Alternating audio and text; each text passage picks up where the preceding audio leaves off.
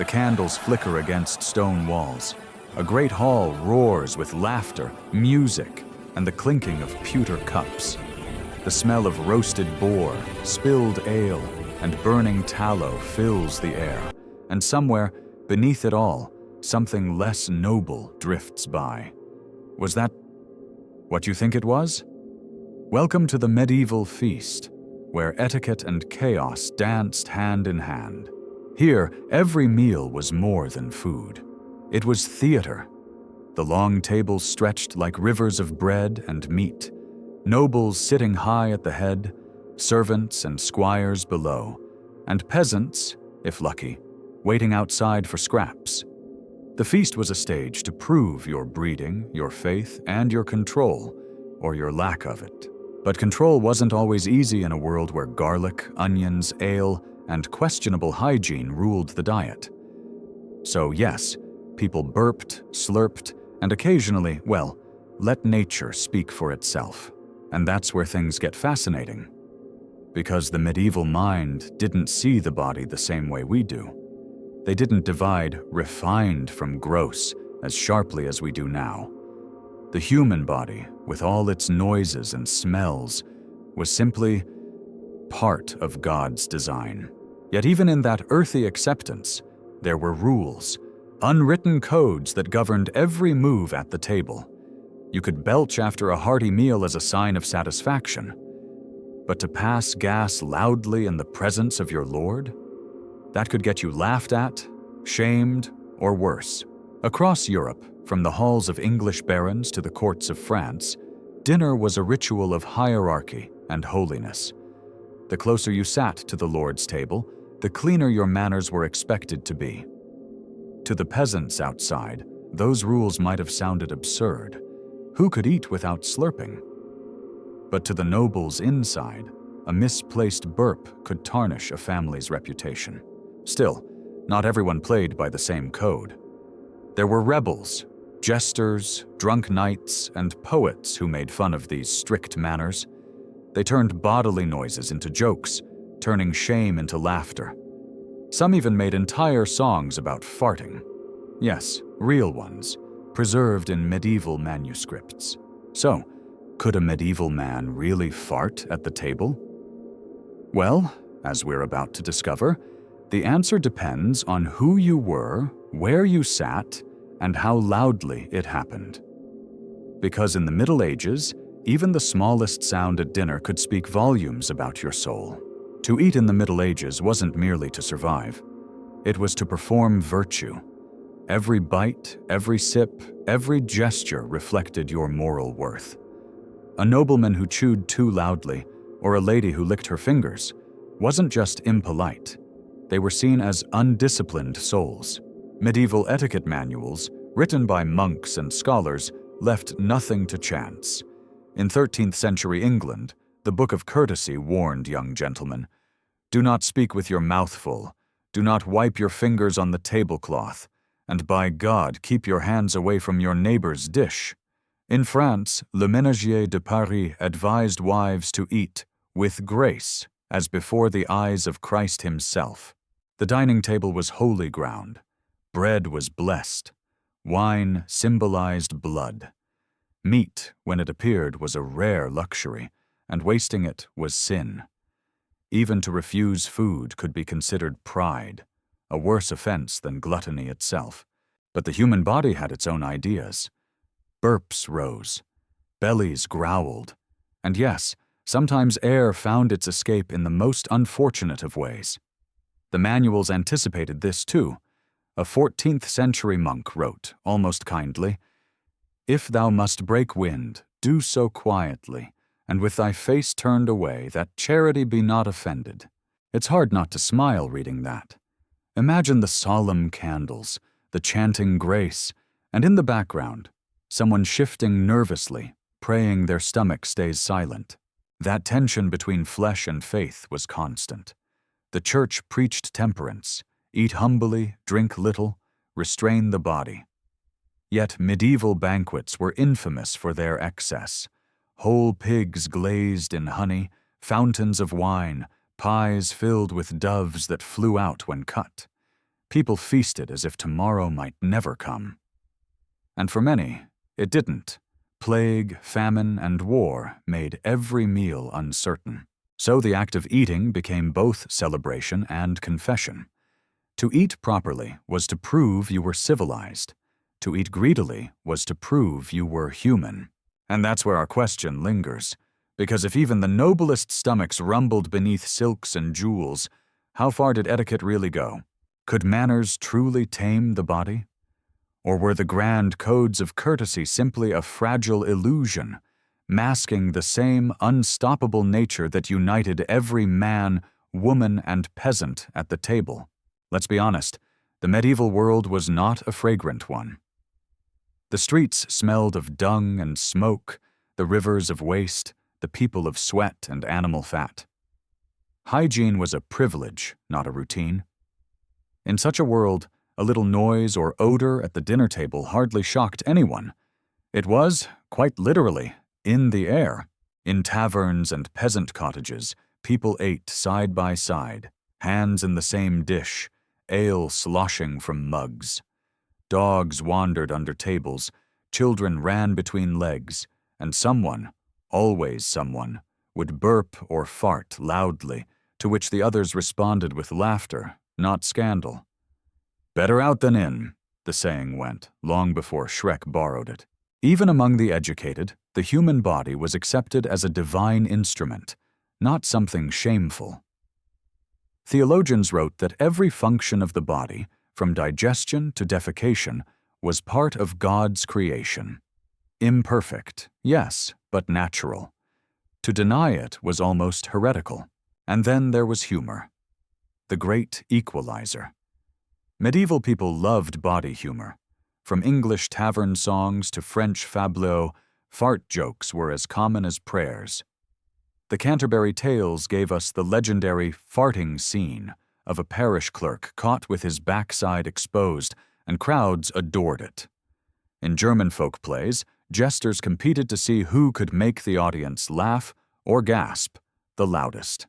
One poem from the 13th century even describes a farting friar who could speak from both ends and was praised for his divine talent in making the entire monastery burst into laughter.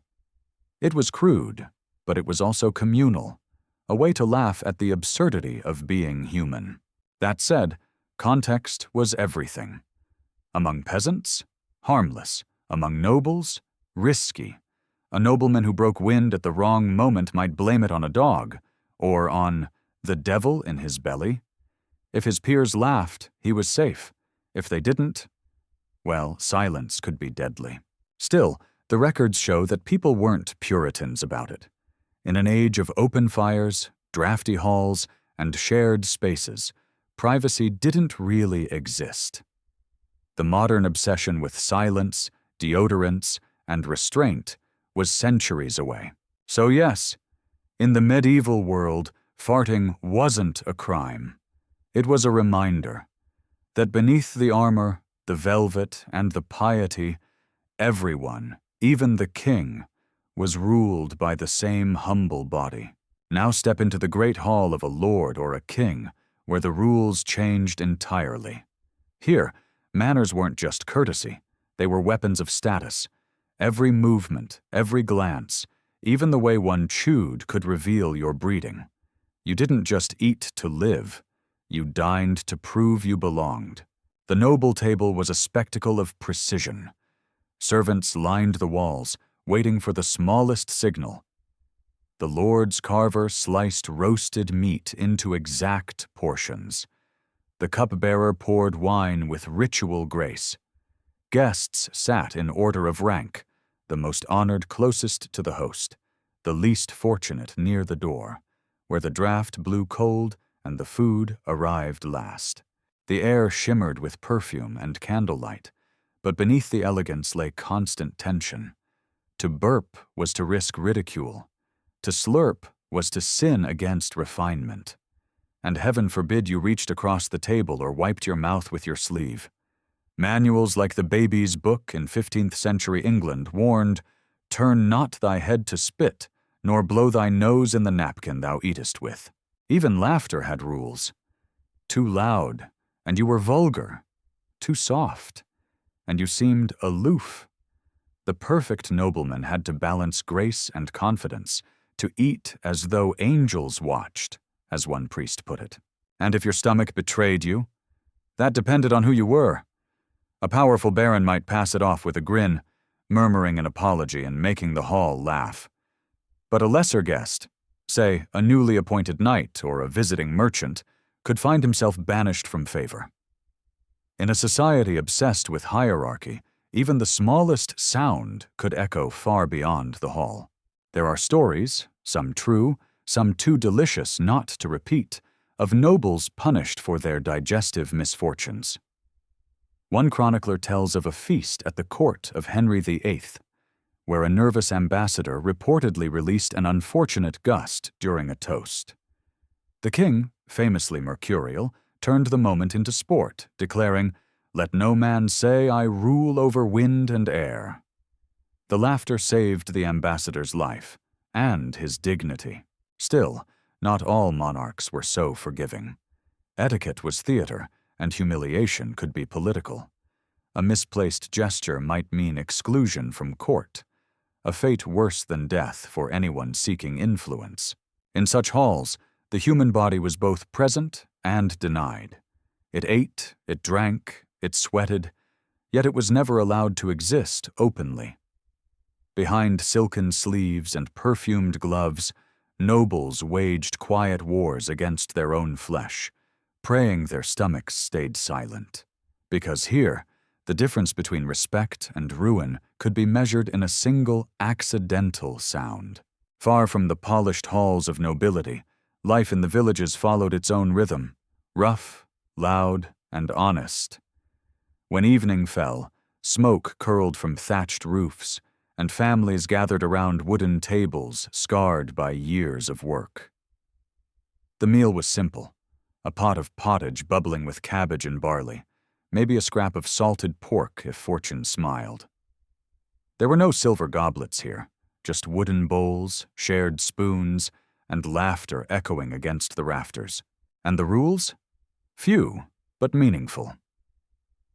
A peasant's manners were guided less by books and more by respect, for elders, for neighbors, for the bread itself. Food was sacred because it was earned by sweat. But as for the rest, the burps, the slurps, and the unholy symphony of digestion, well, that was life. To eat heartily was to show gratitude. To laugh at someone's mishap was to remind them they were among friends. A loud belch after a meal might earn a cheer, not a scolding. And if someone's body joined in with a less noble contribution, the reaction was often the same. Roaring laughter, maybe a teasing curse, then back to the stew. Medieval chroniclers rarely bothered to write about peasants' table manners, but the silence itself says plenty. Their lives weren't ruled by etiquette manuals. They were ruled by hunger, seasons, and community. In a world where everyone smelled of soil, sweat, and smoke. Refinement was a luxury, not a virtue. The tavern was their banquet hall, a smoky, crowded haven where ale flowed like water and restraint dissolved with the first jug. Here, peasants, craftsmen, and travelers sang bawdy songs, banged their mugs, and told jokes about lords, priests, and even farts. In a society obsessed with order, these taverns were spaces of freedom, where the poor could laugh at the rich, and the body could exist without shame. Many medieval songs and folktales survive from these settings, crude, hilarious, and profoundly human. One popular English ballad, The Miller's Tale, tells of a farcical trick ending with a well-timed fart used as revenge. And audiences loved it. It wasn't just comedy, it was rebellion through laughter, a release of tension in a world bound by hierarchy. At the peasant's table, the body wasn't an embarrassment. It was proof of being alive. Every sound, every smell, every shared loaf was a reminder of endurance and togetherness. Because for the common folk, the meal wasn't about manners or appearances. It was about surviving the day, and finding a reason to smile while doing it. The dining table was more than a place to eat. It was a miniature kingdom, divided by invisible lines of power. Every crumb, every gesture revealed where you stood in the great order of medieval life. Nobles dined above, peasants below. One side prayed before eating, the other prayed the food would last. But both, in their own way, lived by the same truth. The table showed who ruled and who served. For nobles, etiquette was armor. To know how to hold a cup or carve meat was to prove your breeding. The upper class trained children in table discipline from the age of 7. How to break bread silently, how to drink without slurping, how to speak softly even when drunk. These rules weren't just manners, they were walls. Each act of refinement separated the civilized from the common. Meanwhile, the peasants' table told another story, of survival, not superiority. Their meals were loud, messy, full of chatter and jokes. They didn't pretend the body didn't exist, they embraced it. To laugh, to eat, to burp, to fart. These were signs of being alive in a world that often took life too easily. Where nobles sought grace, peasants found freedom. The church, of course, stood above them all, trying to turn eating into morality. Priests preached moderation. Gluttony was one of the 7 deadly sins. Yet even monasteries weren't immune to indulgence. Monks brewed beer stronger than most nobles could afford, and feast days, which occurred nearly 1/3 of the year, turned fasting into feasting with divine approval. In this strange balance, the act of eating became a symbol of control over others and over oneself. Nobles ruled with manners. Peasants resisted with laughter. When a lord's court scolded a man for a slip of his stomach, peasants in the tavern turned it into a joke. They mimicked the nobles, mocked their heirs, and reclaimed the right to be human. That's the secret hidden beneath centuries of etiquette. Table manners weren't really about food at all. They were about power. Who had the right to make rules, and who could afford to break them? And through all this, one truth endured. No matter how much silk you wore, or how many candles lit your hall, the same wind blew through every body. It was the sound and the scent that united kings and beggars alike. In the end, the medieval table was a mirror, polished for some, cracked for others, but always revealing the same reflection. People caught between instinct and ideal. They dreamed of grace, but lived in a world of smells, hunger, laughter, and noise. Beneath banners and halos, they were still flesh and breath, like us. It's easy to mock them now, to picture grubby peasants and pompous nobles, both pretending their dinners were grander or cleaner than they were. But in truth, the medieval feast was astonishingly alive. It wasn't sterile or staged like modern dining. It pulsed with community. It smelled of wood smoke and baked bread, sounded of chatter, prayers, songs, and yes, the occasional betrayal of digestion. Those moments, embarrassing as they were, made the feast human. The fart, the burp, the spilled ale, all were small rebellions against the rigid world outside the hall. Even the church, despite centuries of preaching restraint, couldn't fully silence that laughter. Because laughter was faith, too. Faith in life, in the absurdity of being mortal. When you imagine a medieval banquet now, picture not just nobles in silks, but the servants grinning in the shadows, the jesters mocking propriety, the peasants outside sharing stew under the stars, each of them eating, singing, existing without apology. Maybe that's the real lesson the Middle Ages left behind. Civilization isn't the absence of our bodies, it's learning to live with them, to forgive them, to laugh at them. The medieval world didn't hide the body, it acknowledged it. They saw no shame in being creatures of appetite, frailty, and wind. And perhaps that's why their world, for all its dirt and danger, feels strangely honest. It didn't pretend that manners could silence nature. It understood that holiness and humor often sat at the same table. So if you ever find yourself in a grand hall of history, surrounded by goblets, venison, and whispered prayers, remember, even kings had to excuse themselves sometimes, because no matter the age or the etiquette, we're all ruled by the same ancient truth. The body always speaks, and history always listens.